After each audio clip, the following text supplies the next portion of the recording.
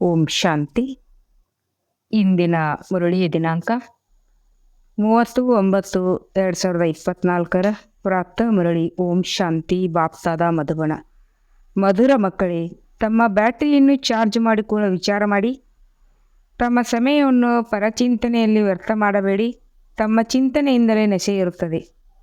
ಪ್ರಶ್ನೆ: ಜ್ಞಾನವು 1 ಸೆಕೆಂಡಿನದಾಗಿದ್ದರೂ ತಂದೆಗೆ ಇಷ್ಟೊಂದು ವಿಸ್ತಾರವಾಗಿ ತಿಳಿಸುವ ಹಾಗೂ ಇಷ್ಟೊಂದು ಸಮಯದಿಂದ ತಿಳಿಸುವ ಅವಶ್ಯಕತೆ ಏನಿದೆ?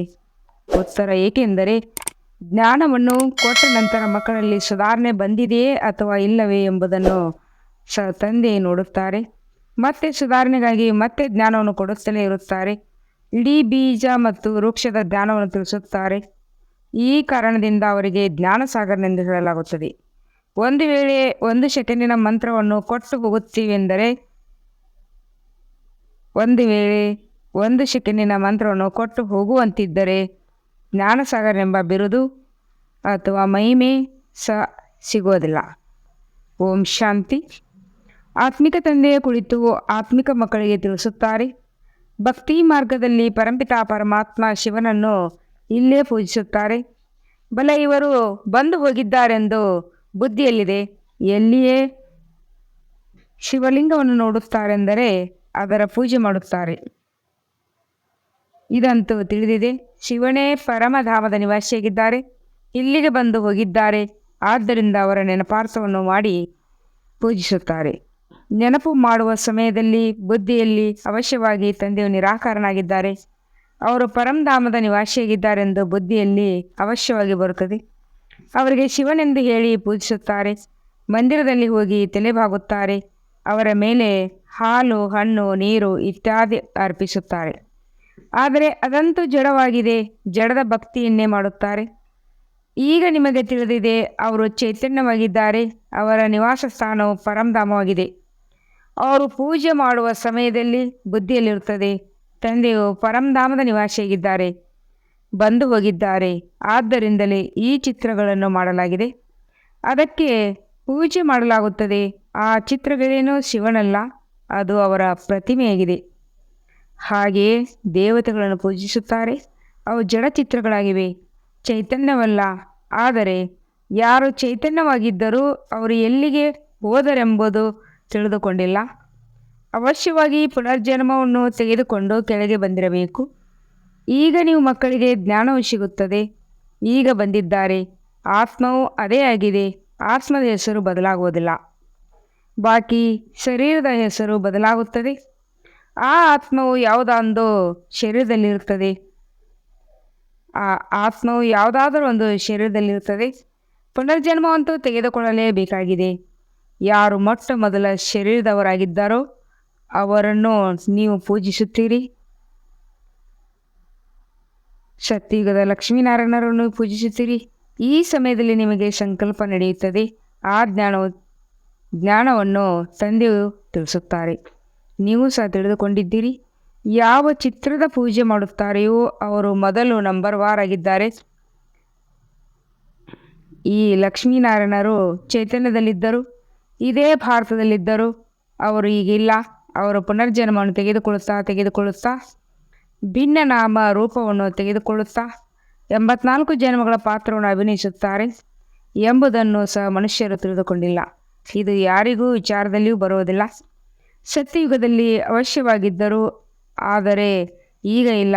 ಇದೂ ಸಹ ಯಾರಿಗೂ ಅರ್ಥವಾಗುವುದಿಲ್ಲ. ಈಗ ನಿಮಗೆ ತಿಳಿದಿದೆ, ನಾಟಕದ ಯೋಜನೆ ಅನುಸಾರ ಮತ್ತೆ ಚೈತನ್ಯದಲ್ಲಿ ಬರುತ್ತಾರೆ. ಮನುಷ್ಯರ ಬುದ್ಧಿಯಲ್ಲಿ ಈ ವಿಚಾರವೇ ಬರುವುದಿಲ್ಲ. ಬಾಕಿ ಇವರಿದ್ದರು ಎಂಬುದನ್ನಂತೂ ಅವಶ್ಯವಾಗಿ ತಿಳಿಯುತ್ತಾರೆ. ಈಗ ಇವರ ಜಡಚಿತ್ರಗಳಿವೆ, ಆದರೆ ಅವರು ಚೈತನ್ಯವಾಗಿದ್ದರು. ಎಲ್ಲಿ ಹೋದರೆಂಬುದು ಯಾರ ಬುದ್ಧಿಯಲ್ಲಿಯೂ ಬರುವುದಿಲ್ಲ. ಮನುಷ್ಯರಂತೂ 84 ಲಕ್ಷ ಜನ್ಮಗಳನ್ನು ಪುನರ್ಜನ್ಮಗಳನ್ನು ಹೇಳಿಬಿಡುತ್ತಾರೆ. ಇದು ಸಹ ಮಕ್ಕಳಿಗೆ ಗೊತ್ತಿದೆ. 84 ಜನ್ಮಗಳನ್ನು ತೆಗೆದುಕೊಳ್ಳುತ್ತಿವೆಯೋ ಹೊರತು 84 ಲಕ್ಷ ಜನ್ಮಗಳಲ್ಲ. ಈಗ ರಾಮಚಂದ್ರ ಪೂಜೆ ಮಾಡುತ್ತಾರೆ. ರಾಮನು ಎಲ್ಲಿ ಹೋದರೆಂಬುದು ಸಹ ಅವರಿಗೆ ತಿಳಿದಿಲ್ಲ. ನಿಮಗೆ ತಿಳಿದಿದೆ, ಶ್ರೀರಾಮನ ಆತ್ಮವಂತೂ ಅವಶ್ಯವಾಗಿ ಪುನರ್ಜನ್ಮವನ್ನು ತೆಗೆದುಕೊಳ್ಳುತ್ತಿರುತ್ತದೆ. ಇಲ್ಲಿ ಪರೀಕ್ಷೆಯಲ್ಲಿ ಅನುತ್ತೀರ್ಣರಾಗುತ್ತಾರೆ. ಆದರೆ ಯಾವುದಾದರೊಂದು ರೂಪದಲ್ಲಿ ಅವಶ್ಯವಾಗಿರುತ್ತಾರಲ್ಲವೇ? ಇಲ್ಲಿ ಅನುತ್ತೀರ್ಣರಾದರೆ ತ್ರೇತಾಯುಗದಲ್ಲಿ ಬರುತ್ತಾರೆ. ಇಲ್ಲೇ ಪುರುಷಾರ್ಥವನ್ನು ಮಾಡುತ್ತಿರುತ್ತಾರೆ. ರಾಮನ ಹೆಸರು ಇಷ್ಟು ಪ್ರಸಿದ್ಧವಾಗಿದೆ ಎಂದರೆ ಅವಶ್ಯವಾಗಿ ಬರುತ್ತಾರೆ. ಅವರು ಜ್ಞಾನವನ್ನು ತೆಗೆದುಕೊಳ್ಳಲೇಬೇಕಾಗುತ್ತದೆ. ಈಗ ಏನಾದರೂ ಅರ್ಥವಾಗದಿದ್ದರೆ ಆ ಮಾತನ್ನು ಬಿಟ್ಟು ಬಿಡಬೇಕಾಗುತ್ತದೆ. ಈ ಮಾತುಗಳಲ್ಲಿ ಹೋಗುವುದರಿಂದಲೂ ಸಮಯವು ವ್ಯರ್ಥವಾಗುತ್ತದೆ. ಇದಕ್ಕಿಂತ ತಮ್ಮ ಸಮಯವನ್ನು ಏಕೆ ಸಫಲ ಮಾಡಿಕೊಳ್ಳಬಾರದು? ತಮ್ಮ ಉನ್ನತಿಗಾಗಿ ಬ್ಯಾಟರಿಯನ್ನು ಏಕೆ ಚಾರ್ಜ್ ಮಾಡಿಕೊಳ್ಳಬಾರದು? ಅನ್ಯ ಮಾತುಗಳ ಚಿಂತೆಯನ್ನಂತೂ ಪರಚಿಂತನೆಯಾಯಿತು. ಈಗಂತೂ ತನ್ನ ಚಿಂತನೆ ಮಾಡಬೇಕಾಗಿದೆ. ನಾವು ತಂದೆಯನ್ನು ನೆನಪು ಮಾಡಬೇಕಾಗಿದೆ. ಅವಶ್ಯವಾಗಿ ತ್ರೇತಾಯುಗದ ಆತ್ಮಗಳೂ ಸಹ ಓದುತ್ತಿದ್ದಾರೆ. ತಮ್ಮ ಬ್ಯಾಟರಿಯನ್ನು ಚಾರ್ಜ್ ಮಾಡಿಕೊಳ್ಳುತ್ತಾರೆ. ಆದರೆ ನೀವು ತಮ್ಮದನ್ನು ಚಾರ್ಜ್ ಮಾಡಿಕೊಳ್ಳಬೇಕಾಗಿದೆ. ಹೇಳಲಾಗುತ್ತದೆ, ತಮ್ಮ ಸ್ವಚಿಂತನೆಯಿಂದಲೇ ನಶೆ ಇರುತ್ತದೆ. ತಂದೆಯು ತಿಳಿಸಿದ್ದಾರೆ, ನೀವು ಸತೋಪ್ರಧಾನರಿದ್ದಾಗ ನಿಮ್ಮದು ಬಹಳ ಶ್ರೇಷ್ಠ ಪದವಿಯಾಗಿತ್ತು. ಈಗ ಮತ್ತೆ ಪುರುಷಾರ್ಥ ಮಾಡಿ ನನ್ನನ್ನು ನೆನಪು ಮಾಡಿ, ಆಗ ವಿಕರ್ಮ ವಿನಾಶವಾಗುವುದು. ಇದು ಗುರಿಯಾಗಿದೆಯಲ್ಲವೇ? ಈ ಚಿಂತನೆ ಮಾಡುತ್ತಾ ಮಾಡುತ್ತಾ ಸತೋಪ್ರಧಾನರಾಗುತ್ತೀರಿ. ನಾರಾಯಣರ ಸ್ಮರಣೆ ಮಾಡುವುದರಿಂದ ನಾವು ನಾರಾಯಣ ಆಗೋದಿಲ್ಲ. ಅಂತ್ಯಕಾಲದಲ್ಲಿ ಯಾರು ನಾರಾಯಣ ಸ್ಮರಣೆ ಮಾಡಿದರು? ನೀವಂತೂ ತಂದೆಯನ್ನು ನೆನಪು ಮಾಡಬೇಕಾಗಿದೆ. ಇದರಿಂದ ಪಾಪಗಳು ಕತ್ತರಿಸಿ ಹೋಗುತ್ತವೆ. ತಂದೆಯನ್ನು ನೆನಪು ಮಾಡುವುದರಿಂದಲೇ ನಾರಾಯಣ ಆಗಲು ಸಾಧ್ಯ. ಇದು ನರನಿಂದ ನಾರಾಯಣ ಆಗುವ ಅತ್ಯುತ್ತಮ ಯುಕ್ತಿಯಾಗಿದೆ. ಒಬ್ಬರೇ ನಾರಾಯಣರಾಗುವುದಿಲ್ಲವೇ ಅಲ್ಲವೇ? ಇಲ್ಲಿ ರಾಜಧಾನಿಯೇ ಸ್ಥಾಪನೆಯಾಗುತ್ತದೆ. ತಂದೆಯು ಅತ್ಯುತ್ತಮ ಪುರುಷಾರ್ಥವನ್ನು ಮಾಡಿಸುತ್ತಾರೆ. ಇದಂತೂ ರಾಜಯೋಗದ ಜ್ಞಾನವಾಗಿದೆ. ಅದರಲ್ಲಿಯೂ ಪೂರ್ಣ ವಿಶ್ವದ ಮಾಲೀಕರಾಗಬೇಕಾಗಿದೆ. ಎಷ್ಟು ಪುರುಷಾರ್ಥ ಮಾಡುತ್ತೀರೋ ಅಷ್ಟು ಲಾಭವಿದೆ. ಮೊದಲನೆಯದಾಗಿ ತಮ್ಮನ್ನು ಆತ್ಮ ನಿಶ್ಚಯ ಮಾಡಿಕೊಳ್ಳಿ. ಬಾಬಾ, ಇಂಥ ಹೆಸರುಗಳು ಬರುತ್ತವೆ. ನಾನು ಆತ್ಮನೋ ತಮ್ಮ ಮಗುವಾಗಿದ್ದೇನೆ. ನಾನು ಆತ್ಮನ ಹೆಸರು ಇಂಥದ್ದಾಗಿದೆ. ಆತ್ಮದ ಹೆಸರಂತೂ ಎಂದೂ ಬದಲಾಗುವುದಿಲ್ಲ. ನಾನು ಆತ್ಮ ಇಂಥ ಶರೀರದವನಾಗಿದ್ದೇನೆ. ಶರೀರದ ಹೆಸರಂತೂ ಅವಶ್ಯವಾಗಿ ಬೇಕು. ಇಲ್ಲದಿದ್ದರೆ ಇಷ್ಟೊಂದು ವ್ಯವಹಾರವು ನಡೆಯಲು ಸಾಧ್ಯವಿಲ್ಲ. ತಂದೆಯು ಇಲ್ಲಿ ತಿಳಿಸುತ್ತಾರೆ, ನಾನು ಸಹ ಈ ಬ್ರಹ್ಮಾರವರ ತನುವಿನಲ್ಲಿ ತಾತ್ಕಾಲಿಕವಾಗಿ ಬರುತ್ತೇನೆ. ಇವರ ಆತ್ಮಕ್ಕೂ ತಿಳಿಸುತ್ತೇನೆ, ನಾನು ಈ ಶರೀರದಿಂದ ನಿಮಗೆ ಓದಿಸಲು ಬರುತ್ತೇನೆ. ಇದು ನನ್ನ ಶರೀರವಲ್ಲ. ನಾನು ಇವರಲ್ಲಿ ಪ್ರವೇಶ ಮಾಡಿದ್ದೇನೆ. ಮತ್ತೆ ನನ್ನ ಧಾಮಕ್ಕೆ ಹೊರಟು ಹೋಗುತ್ತೇನೆ. ನೀವು ಮಕ್ಕಳಿಗೆ ಈ ಮಂತ್ರವನ್ನು ಕೊಡೋದಕ್ಕಾಗಿ ಬಂದಿದ್ದೇನೆ. ಕೇವಲ ಮಂತ್ರವನ್ನು ಕೊಟ್ಟು ಹೋಗುತ್ತೇನೆಂದನಲ್ಲ. ಮಕ್ಕಳು ಎಲ್ಲಿಯವರೆಗೆ ಆಗಿದ್ದರೆಂಬುದು ನೋಡಲೇಬೇಕಾಗುತ್ತದೆ. ಮತ್ತು ಸುಧಾರಣೆಯಾಗುವ ಶಿಕ್ಷಣವನ್ನು ಕೊಡುತ್ತೇನೆ. ಸೆಕೆಂಡ್ನಲ್ಲಿ ಜ್ಞಾನವನ್ನು ಕೊಟ್ಟು ಹೊರಟು ಹೋಗುತ್ತೀರೆಂದರೆ ಜ್ಞಾನಸಾಗರನೆಂದು ಹೇಳುತ್ತಿರಲಿಲ್ಲ. ಎಷ್ಟೊಂದು ಸಮಯದಿಂದ ನಿಮಗೆ ತಿಳಿಸುತ್ತಲೇ ಇರುತ್ತಾರೆ. ವೃಕ್ಷ ಭಕ್ತಿ ಮಾರ್ಗದ ಎಲ್ಲ ಮಾತುಗಳು ತಿಳಿದುಕೊಳ್ಳುವ ವಿಸ್ತಾರವಾಗಿದೆ. ವಿಸ್ತಾರದಲ್ಲಿ ತಿಳಿಸುತ್ತಾರೆ. ಹೋಲ್ಸೇಲ್ ಎಂದರೆ ಮಣ್ಮನಾಭವ ಎಂದರೆ ಮಣ್ಮನಾಭವ. ಆದರೆ ಈ ರೀತಿ ಹೇಳಿ ಹೊರಟು ಹೋಗೋದಿಲ್ಲ. ಪಾಲನೆಯನ್ನು ಮಾಡಬೇಕಾಗುತ್ತದೆ. ಕೆಲವು ಮಕ್ಕಳು ತಂದೆಯ ನೆನಪನ್ನು ಮಾಡುತ್ತಾ ಮಾಡುತ್ತಾ ಕಾಣದಂತಾಗಿ ಬಿಡುತ್ತಾರೆ. ಇಂಥ ಹೆಸರಿನ ಆತ್ಮವಂತೂ ಬಹಳ ಚೆನ್ನಾಗಿ ಓದುತ್ತಿದ್ದರು ಎಂದು ಸ್ಮೃತಿಯಂತೂ ಬರುತ್ತದೆ ಅಲ್ಲವೇ? ಹಳೆಯ ಮಕ್ಕಳು ಎಷ್ಟು ಒಳ್ಳೊಳ್ಳೆಯರಿದ್ದರು. ಅವರನ್ನು ಮಾಯೆಯು ನುಂಗಿ ಹಾಕಿತು. ಪ್ರಾರಂಭದಲ್ಲಿ ಎಷ್ಟೊಂದು ಮಂದಿ ಬಂದರು. ಬೇಗನೆ ಬಂದು ಮಡಿಲನ್ನು ಸೇರಿದರು.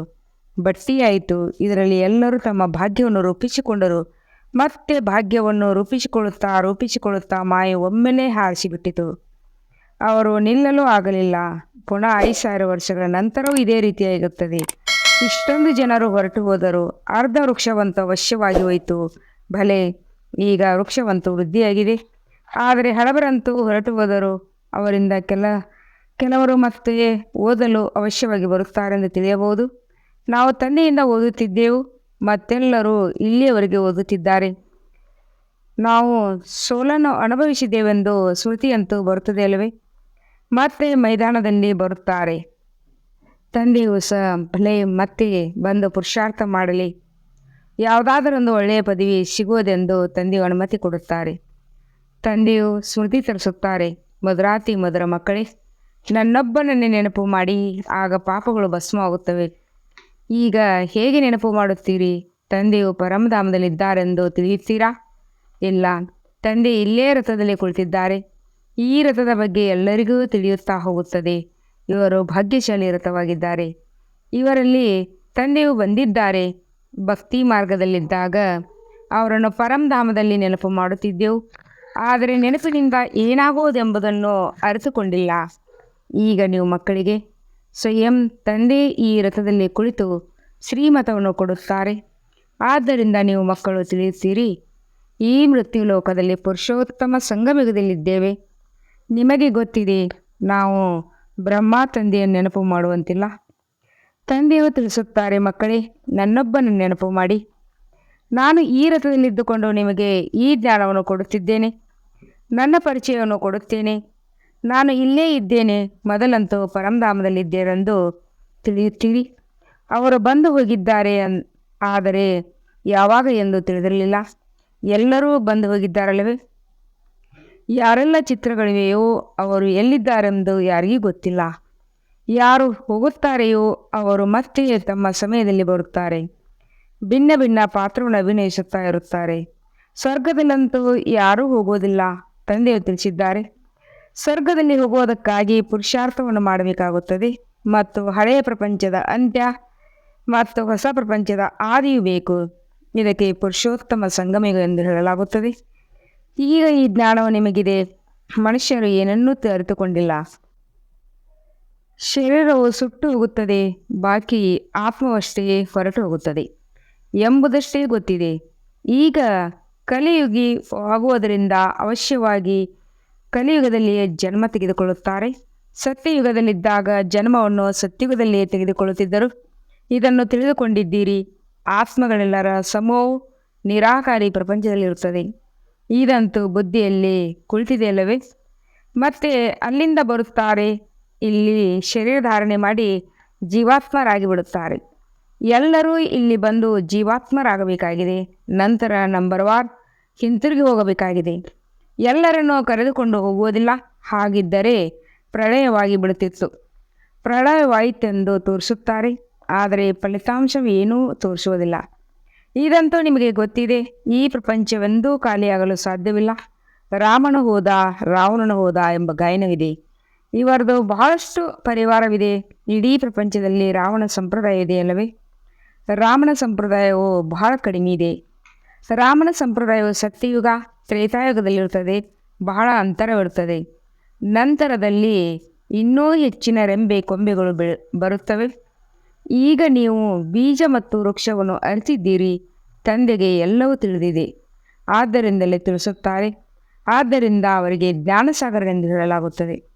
ಒಂದು ವೇಳೆ ಒಂದೇ ಮಾತು ಇದ್ದಿದ್ದರೆ ಇಷ್ಟೊಂದು ಶಾಸ್ತ್ರ ಇತ್ಯಾದಿಗಳು ರಚನೆಯಾಗುತ್ತಿರಲಿಲ್ಲ. ವೃಕ್ಷದ ವಿಸ್ತಾರವನ್ನು ಸಹ ತಿಳಿಸುತ್ತಾರೆ.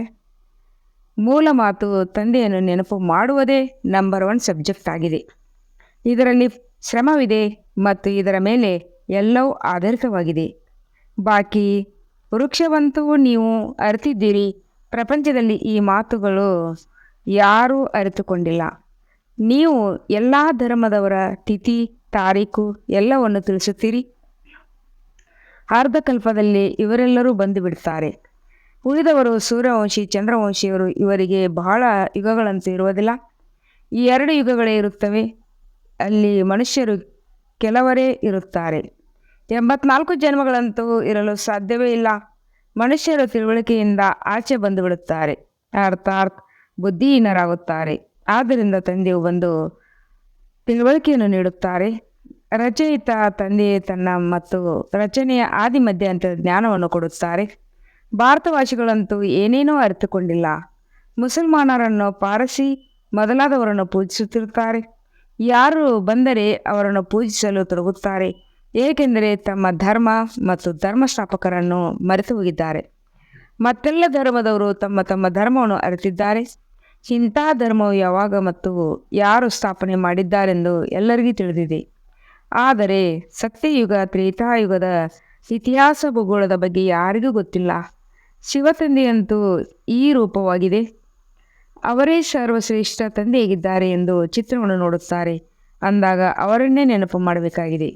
ಇಲ್ಲಿ ಎಲ್ಲರಿಗಿಂತ ಹೆಚ್ಚಿನದಾಗಿ ಶ್ರೀಕೃಷ್ಣನ ಪೂಜೆ ಮಾಡುತ್ತಾರೆ, ಏಕೆಂದರೆ ತಂದೆಯ ನಂತರದಲ್ಲವೇ ಅವರನ್ನೇ ಪ್ರೀತಿ ಮಾಡುತ್ತಾರೆ. ಆದ್ದರಿಂದ ಗೀತೆಯ ಭಗವಂತನು ಕೃಷ್ಣನೆಂದು ತಿಳಿಸಿದ್ದಾರೆ. ತಿಳಿಸುವವರು ಬೇಕು, ಆಗಲೇ ಅವರಿಂದ ಆಸ್ತಿ ಸಿಗುತ್ತದೆ. ತಂದೆಯೇ ತಿಳಿಸುತ್ತಾರೆ. ಹೊಸ ಪ್ರಪಂಚ ಸ್ಥಾಪನೆ ಮತ್ತು ಹಳೆಯ ಪ್ರಪಂಚದ ವಿನಾಶ ಮಾಡಿಸುವವರು ತಂದೆಯ ವಿನ ಮತ್ತಾರು ಆಗಿರಲು ಸಾಧ್ಯವಿಲ್ಲ. ಬ್ರಹ್ಮರವರ ಮೂಲಕ ಸ್ಥಾಪನೆ, ಶಂಕರನ ಮೂಲಕ ವಿನಾಶ, ವಿಷ್ಣುವಿನ ಮೂಲಕ ಸ್ಥಾಪನೆ ಇದನ್ನು ಬರೆಯುತ್ತಾರೆ. ಇದೆಲ್ಲವೂ ಇಲ್ಲಿಗಾಗಿಯೇ ಬರೆಯಲ್ಪಟ್ಟಿದೆ. ಆದರೆ ತಿಳುವಳಿಕೆ ಏನೂ ಇಲ್ಲ. ನಿಮಗೆ ತಿಳಿದಿದೆ, ಇದು ನಿರಾಕಾರಿ ಸೃಷ್ಟಿಯಾಗಿದೆ, ಇದು ಸಾಕಾರಿ ಸೃಷ್ಟಿಯಾಗಿದೆ. ಸೃಷ್ಟಿಯಂತೂ ಇದೇ ಆಗಿದೆ. ಇದೇ ರಾಮರಾಜ್ಯ ಮತ್ತು ರಾವಣ ರಾಜ್ಯ ಆಗುತ್ತದೆ. ಮಹಿಮೆ ಎಲ್ಲವೂ ಇಲ್ಲಿಯದಾಗುತ್ತದೆ. ಬಾಕಿ ಸೂಕ್ಷ್ಮವತನ ಕೇವಲ ಸಾಕ್ಷಾತ್ಕಾರವಾಗುತ್ತದೆ.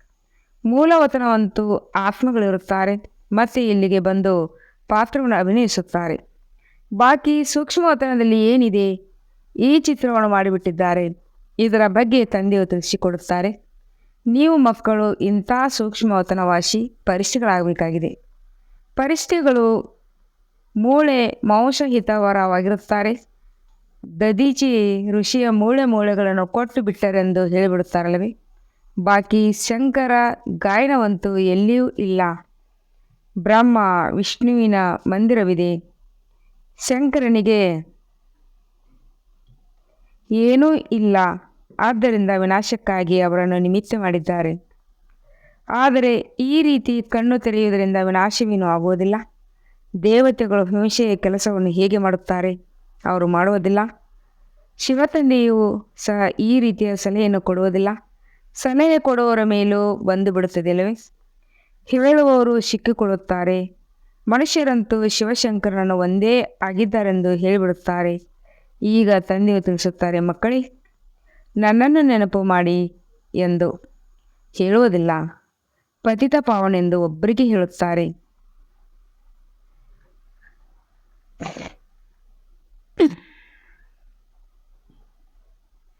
ಭಗವಂತನು ಅರ್ಥಸಹಿತವಾಗಿ ತಿಳಿಸುತ್ತಾರೆ. ಯಾರಾದರೂ ಇದನ್ನು ಅರ್ಥಕೊಳ್ಳದಿದ್ದರೆ ಈ ಚಿತ್ರಗಳನ್ನು ನೋಡಿ ತಬ್ಬಿಬ್ಬಾಗುತ್ತಾರೆ. ಅರ್ಥವನ್ನಂತೂ ಅವಶ್ಯವಾಗಿ ತಿಳಿಸಬೇಕಾಗುತ್ತದೆ ಅಲ್ಲವೇ. ಅರಿತುಕೊಳ್ಳುವುದರಲ್ಲಿ ಸಮಯ ಹಿಡಿಸುತ್ತದೆ. ಕೋಟಿಯಲ್ಲಿ ಕೆಲವರೇ ಬರುತ್ತಾರೆ. ನಾನು ಯಾರಾಗಿದ್ದೇನೆ, ಹೇಗಿದ್ದೇನೆ ಎಂಬುದನ್ನು ಕೋಟಿಯಲ್ಲಿ ಕೆಲವರೇ ನನ್ನನ್ನು ಅರ್ಥ ಮಾಡಿಕೊಳ್ಳುತ್ತಾರೆ. ಒಳ್ಳೆಯದು. ಮಧುರಾತಿ ಮಧುರ ಅಗಲಿ ಹೋಗಿ ಮರಳಿ ಸಿಕ್ಕಿರುವಂಥ ಮಕ್ಕಳ ಪ್ರತಿ ಮಾತ್ಪಿತ ಬಾಪ್ತದರ ನೆನಪು, ಪ್ರೀತಿ ಹಾಗೂ ಸುಪ್ರಭಾತ. ಆತ್ಮೀಯ ಮಕ್ಕಳಿಗೆ ಆತ್ಮೀಯ ತಂದೆಯ ನಮಸ್ತೆ. ಹಮ್ ರೂವಾನಿ ಬಚ್ಚೋं की रूहानी बाप दादा को याद प्यार और गुड मॉर्निंग और नमस्ते नमस्ते नमस्ते. ಶುಕ್ರಿಯಾ ಬಾಬಾ, ಶುಕ್ರಿಯಾ. ವಹಾ ಬಾಬಾ ವಹಾ. ಧಾರಣೆಗಾಗಿ ಮುಖ್ಯ ಸಾರ. ಯಾವುದೇ ಮಾತಿನ ಚಿಂತೆಯಲ್ಲಿ ತಮ್ಮ ಸಮಯವನ್ನು ಕಳೆಯಬಾರದು. ತಮ್ಮ ಮಸ್ತಿಯಲ್ಲಿರಬೇಕಾಗಿದೆ. ಸ್ವಯಂ ಪ್ರತಿ ಚಿಂತನೆ ಮಾಡಿ ಆತ್ಮನನ್ನು ಸತೋಪ್ರಧಾನವನ್ನಾಗಿ ಮಾಡಿಕೊಳ್ಳಬೇಕಾಗಿದೆ. ನರನಿಂದ ನಾರಾಯಣಾಗಲು ಅಂತಿಮ ಸಮಯದಲ್ಲಿ ಒಬ್ಬ ತಂದೆಯ ನೆನಪಿರಲಿ. ನಾನು ಆತ್ಮನಾಗಿದ್ದೇನೆ ಎಂಬ ಅತ್ಯುತ್ತಮ ಯುಕ್ತಿಯನ್ನು ಸಮ್ಮುಖದಲ್ಲಿಟ್ಟುಕೊಂಡು ಪುರುಷಾರ್ಥ ಮಾಡಬೇಕಾಗಿದೆ. ವರದಾನ. ದಾತನ ಕೊಡುಗೆಯನ್ನು ಸ್ಮೃತಿಯಲ್ಲಿಡುತ್ತಾ ಸರ್ವರ ಸೆಳೆತಗಳಿಂದ ಮುಕ್ತರಾಗಿರುವಂಥ ಆಕರ್ಷಣಾ ಮುಕ್ತಭವ. ಕೆಲವು ಮಕ್ಕಳು ಹೇಳುತ್ತಾರೆ, ನನಗೆ ಇವರ ಜೊತೆ ಯಾವುದೇ ಸೆಳೆತ ಇಲ್ಲ, ಆದರೆ ಇವರ ಈ ಗುಣ ಬಹಳ ಒಳ್ಳೆಯದಿದೆ, ಅಥವಾ ಇವರಲ್ಲಿ ಸೇವೆಯ ವಿಶೇಷತೆ ಬಹಳ ಇದೆ. ಆದರೆ ಯಾವುದೇ ವ್ಯಕ್ತಿ ಅಥವಾ ವೈಭವದ ಕಡೆ ಪದೇ ಪದೇ ಸಂಕಲ್ಪ ಹೋಗುವುದೂ ಸಹ ಆಕರ್ಷಣೆಯಾಗಿದೆ. ಯಾರದೇ ವಿಶೇಷತೆಯನ್ನು ನೋಡುತ್ತಾ, ಗುಣವನ್ನು ಅಥವಾ ಸೇವೆಯನ್ನು ನೋಡುತ್ತಾ ದಾತನನ್ನು ಮರೆಯಬೇಡಿ. ಸ್ಲೋಗನ್. ಇಂಥ ಆತ್ಮೀಯ ಸಮಾಜ ಸೇವಕರಾಗಿ ಯಾರು ಅಣಿದಾಡುತ್ತಿರುವ ಆತ್ಮಗಳಿಗೆ ಆಶ್ರಯ ಕೊಡಿ, ಭಗವಂತನ ಜೊತೆ ಮಿಲನ ಮಾಡಿಸಿ. ಇಂಥ ಆತ್ಮೀಯ ಸಮಾಜ ಸೇವಕರಾಗಿ ಯಾರು ಅಣಿದಾಡುತ್ತಿರುವ ಆತ್ಮಗಳಿಗೆ ಆಶ್ರಯ ಕೊಡಿ, ಭಗವಂತನ ಜೊತೆ ಮಿಲನ ಮಾಡಿಸಿ. ಓಂ ಶಾಂತಿ.